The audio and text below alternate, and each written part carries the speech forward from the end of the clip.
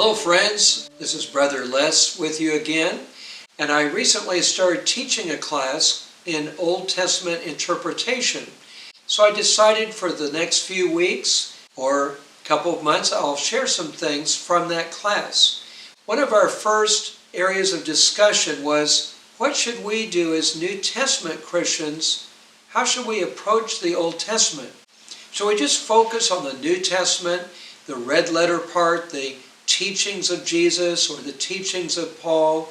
Some people say, boy, it seems like it was a different God in the Old Testament. He got so angry and judged people right and left, but I just want to stick with the nice Jesus in the New Testament.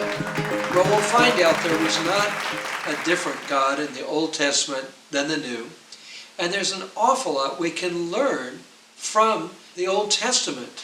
So I just want to cover a few things to get you thinking about the value of it. And many years ago, in fact, 47 years ago, I became a Christian. No one told me to read through the Bible, but I began reading through the Bible that first year. And it's been my practice many, many times to read through the Bible using a different translation, using different study Bibles to learn from different godly people, and it's really benefited me tremendously. So let me just go through with you a few things we discussed in my class a few weeks ago of why we do need to really read the Old Testament and how we can benefit from that as New Testament believers.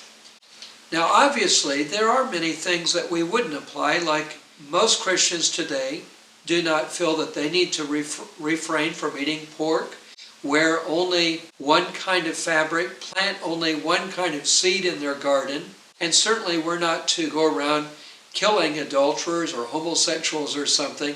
Some of these things are found in the book of Leviticus. We don't need to go out and kill an animal or try to reinstitute or imitate the Old Testament sacrificial system. Most Christians don't feel that they need to practice the Jewish feasts. So what can we learn from the Old Testament? Well, quite a bit. I'm just going to cover a few points now.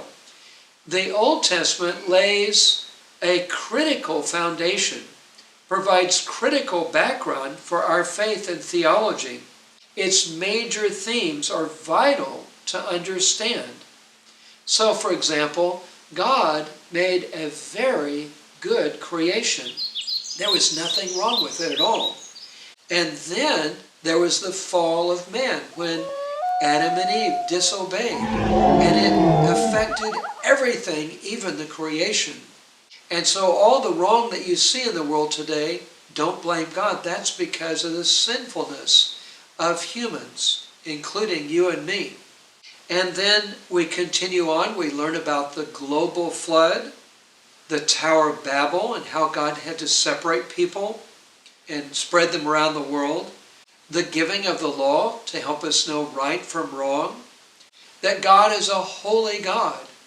And we see the children of Israel falling into sin and rebelling over and over again. And then God having to judge them because He is a just and holy God. And yet, in one word, we could say the overall theme found throughout the Bible, including the Old Testament, is the word redemption. You know, all the major doctrines are laid down in the Old Testament.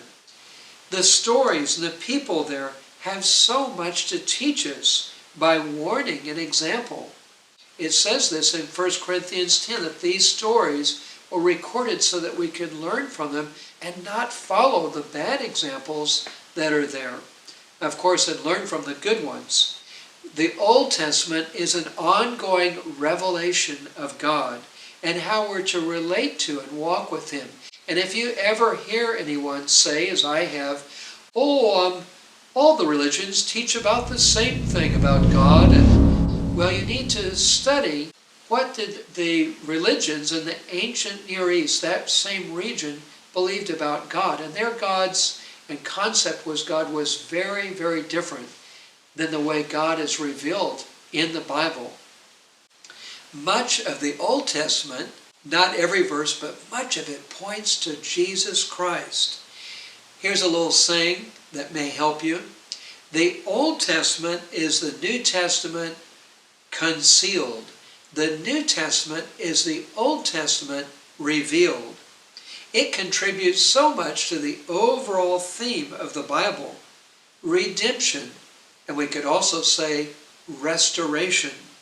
There is so much we can learn also from the wisdom literature, such as proper speech, diligence, fear of the Lord, and what to do when life doesn't go well.